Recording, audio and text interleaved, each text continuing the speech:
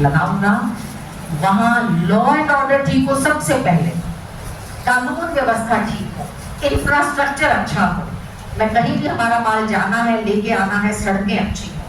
जब ये चीजें नहीं मिलेंगी, कोई बिजनेसमैन आपके प्रदेश की तरफ नहीं करेगा। हमने ये प्रयास किया था कि यहाँ बड़ी बड़ी फैक्ट्रीज आए।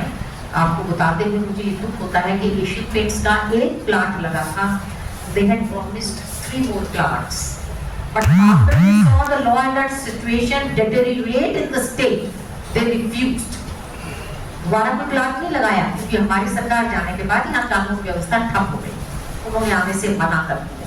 और कुछ उद्योग तो मैं कारण नहीं जानती सरकार ने क्यों ये बिहेवियर किया। रेल कोच यहाँ से ले गए, महम एयरपोर्ट यहाँ से यूपी में ले गए, उनमें कितने बच्चों को रोजगार दिया। आपको ये सब बातें बहुत ध्यान से देखनी थी। मेरा एक ही कहना है, आप हाथ में मोबाइल रखते हैं, सारा दिन आप सोशल मीडिया देखते हैं, डू एंजॉय, कर उस चीज को एंजॉय, लेकिन जब आप कोई हिस्ट्री की बात पढ़ें, किसी डाटा की बात पढ़ें, प्लीज रीचेक कि वो सच है या झूठ है। मैं कल ही एक एग्जीबिशन में गई हुई थी, वहाँ एक छोटी लड़की ने बहुत सुंदर फोटो बना रखी थी और उसने कहा जी ये चंद्रयान, कौन सा लॉन्च हुआ था, चंद्रयान 3 या मोदी जी ने लॉन्च किया है। मैंने उसको कहा बेटा चंद्रयान आपको पता है कहाँ बना? उसने कहा नहीं मुझे नहीं पता।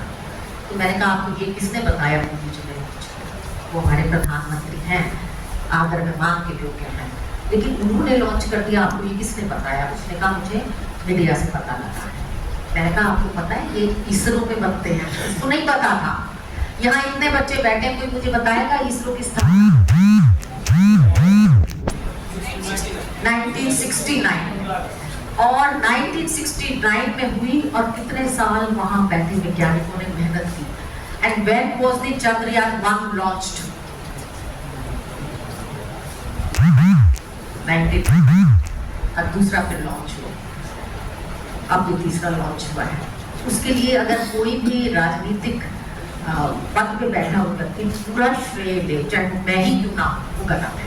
हमें अपने वैज्ञानिकों को श्रेय देना चाहिए और उन फोर फादर्स को, उन पूर्वजों को श्रेय दो जिन्होंने इतनी समय पहले, जब हमारा देश आजाद हुए थोड़े साल हुए थे, हमारे देश के पास इतना पैसा नहीं था, तब भी इसरो जैसी संस्था की स्थापना की।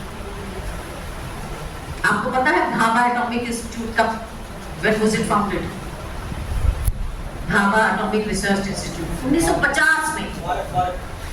1950 में आप ये देखिए कि 1947 में देश आजाद हुआ, और उस समय जो हमारा नेतृत्व था, मैं नाम नहीं लूंगी क्योंकि नाम लूंगी तो आपको लगेगा ये अपने कांग्रेस का प्रचार कर रही है, मैं इसलिए नाम नहीं ले रही, लेकिन उस समय जो हमारा नेतृत्व था 1950 में, जो हमारे प्रधानमंत्री, उद्योग मंत्री और जो भी वैज्ञानिक क्षेत्र को देखने वाले मंत्री थे, उनकी ये सोच थी कि 1950 में एटॉमिक रिसर्च इंस्टीट्यूट की स्थापना कर दी गई, जिसकी बदौलत आज हमारा देश इतनी आगे है कि देश की दुनिया की बड़ी पावर्स में से एक है। पहला न्यूक्लियर ब्लास्ट कब किया गया था? पोखरण 1 1974, और उसके बाद दूसरा हुआ, अब तीसरा हुआ। तो ये सब चीजें जो हैं ये एक इतिहास का हिस्सा है। इनके लिए आप गलत खबर को पढ़ के किसी एक व्यक्ति या एक राजनीतिक पार्टी को श्रेय ना दें। आप ये देखिए, ये रास्ता देश को इस तरक्की पे ले जाने का रास्ता किसने बनाया? इन बातों को आप पढ़ें और ध्यान दें, और तभी आप, क्योंकि एक बात के लिए मैं क्या देख रही हूँ कि आजकल की युवा पीढ़ी अपनी पढ़ाई में पूरा ध्यान देती है, लेकिन अपने कोर्स के अलावा और चीजों में कम ध्यान देती है, क्योंकि उनका फोकस एक होता है। फोकस होना अच्छी बात है, लेकिन आप इस समाज में रहते हैं, 5 साल में एक बार इलेक्शन आता है। हमारे मेरे यहाँ बेटियां बैठी हैं, आपको मैं एक बात शेयर करना चाहती हूँ। अमेरिका, जिसको हम अपना मानते हैं सबसे ज्यादा विकसित देश, अमेरिका में उनका देश आजाद होने के 250 साल के बाद वहां की महिलाओं को वोटिंग राइट मिला था। और हमारे देश के संविधान बनाने वालों ने जिस दिन देश आजाद हुआ, महिला को बराबरी का हक और बराबरी वोट देने का,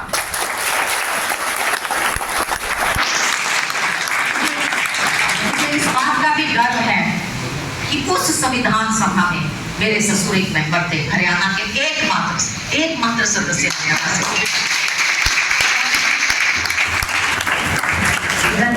श्री रणवीर सिंह अकेले हरियाणा से एक सदस्य थे। उन सब ने देखो संविधान तब बनाया और ये कहा नहीं हमारी बहनों बेटियों को भी वोट का अधिकार है। और राजीव गांधी ने तो वो हटा के 18 साल दे दिया आप लोगों को। अब आप 18 साल के बच्चे वोट दे सकते हैं, क्यों? कि आपको अपना भविष्य बनाना है।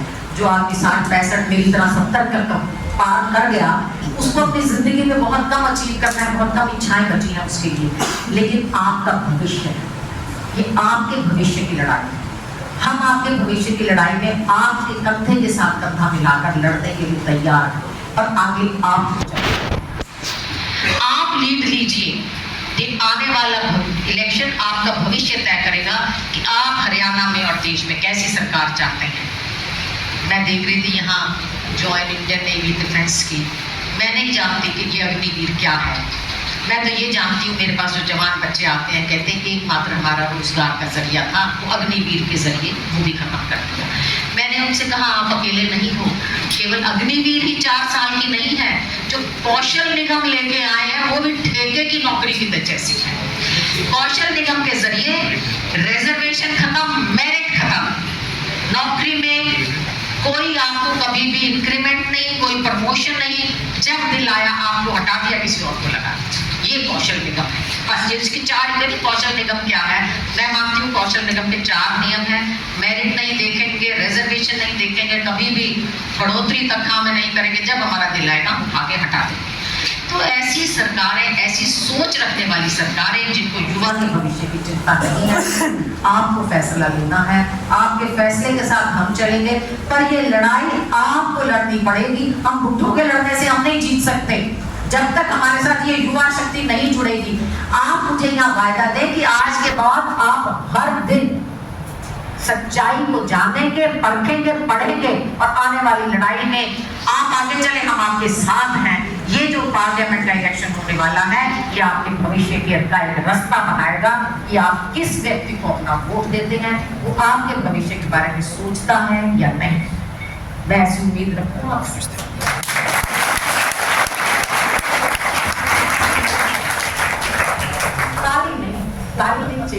ताली नहीं चाहिए मुझे। आप मुझे एक बात कहें, मैं कहूँगी आप पीछे कहना, हम लड़ेंगे। आप अपने भविष्य की लड़ाई ऐसे ठंडा नहीं लड़ेंगे, लड़ाई अपने भविष्य की लड़ाई आप लड़ेंगे और जोर से। अपने भविष्य की लड़ाई आप